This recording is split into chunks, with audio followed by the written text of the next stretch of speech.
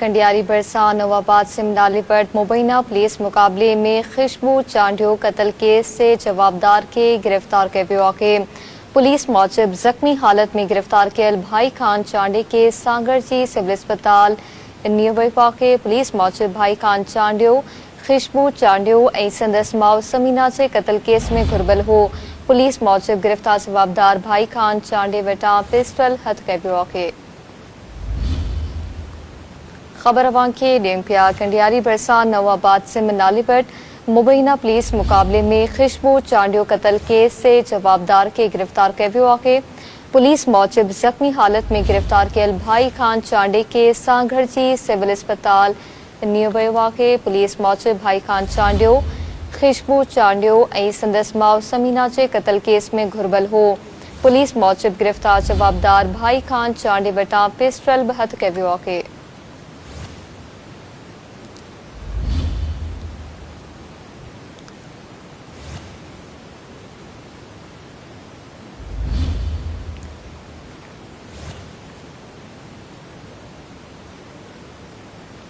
कंडियारी बरसा नवाबाद सिमनालीपट मुबैना पुलिस मुकाबले में खुशबू चांडियो कत्ल केस से जवाबदार के गिरफ्तार किया वियो आहे।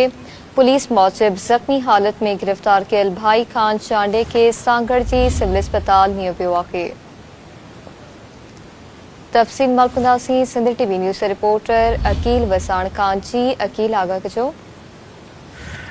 जी तव्हांखे ॿुधाईंदो न त कुझु ॾींहं अॻु खुशबू जेका चांडियो ॻोरहारी जेका औरत शादीशुदा उनखे 6 ॼणनि जेको आहे सो बख़्त अली चांडियो कंडियारीअ में जंहिंजो घर आहे उन में दाख़िल थी उनखे जेको आहे फायरिंग करे जेको आहे सो क़त्ल कयो ऐं उन जी FIR PS पेरूमल ते दाख़िल कई वई 6 ॼणनि जे ख़िलाफ़ जेके 6 भाइर हुआ तंहिं मंझि हिकिड़ो ॼणो गिरफ़्तार हो ज़फ़र ऐं उन खुशबूअ जो जेको मुड़ुसु बाक़ी जेके ॿिया हुनजा भाइर हुआ जंहिंमें भाई खान ऐं ॿिया जेके शामिल हुआ तंहिं मंझि अॼु मुक़ाबिलो जेको आहे कंडियारीअ जे पासे में ई PS पेरूमल जे इंचार्ज इमदाद शरह मुताबिक़ मुक़ाबिलो थियो जंहिंमें ज़ख़्मी हालत में भाई खान चांडीअ खे जेको आहे सो गिरफ़्तार करे सिविल हॉस्पिटल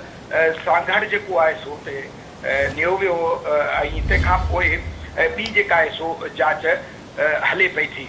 होॾां SSP सांघर जो चवणु आहे त ज़िले पूरे में जेके 6 तहलका आहिनि उन्हनि जे मुख़्तलिफ़ थाणनि ते अहिड़ो पिणु अलर्ट जारी कयो वियो आहे त अहिड़े क़िस्म जा जेके ॾोहारी आहिनि उन्हनि खे जल्द खां जल्द जेको आहे सो गिरफ़्त में आंदो वञे।